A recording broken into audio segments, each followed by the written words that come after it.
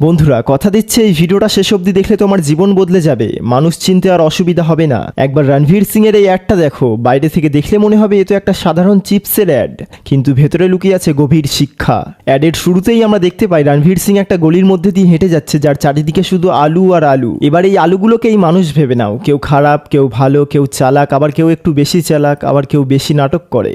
আর এই ভিড়ের ভেতর থেকেই রণবীর খুঁজছে একটা ভালো আলু, যেটা তাকে কোয়ালিটি দেবে, যেটা তার কাজে লাগবে। একটা সিনে দেখা যায় রণবীর ইচ্ছে করেই পড়ে যায়, আর তার হাতে থাকা টাকার ব্যাগটিও নিচে পড়ে যায়।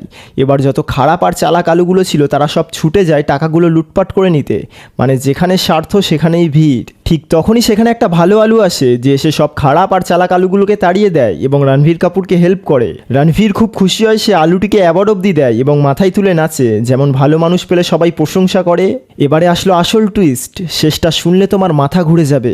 ওই ভালো আলুটার সাথে শেষে কি হয় জানো? ভালো করে ধুয়ে খোসা ছাড়িয়ে টুকরো টুকরো করে কেটে চিপস বানিয়ে দেওয়া হয়। ওই খারাপ সব আলুর ভেতরে যে আলুটা সবচেয়ে ভালো ছিল তাকেই শেষে ব্যবহার করা হলো। আর এটাই জীবনের সবচেয়ে কঠিন সত্য।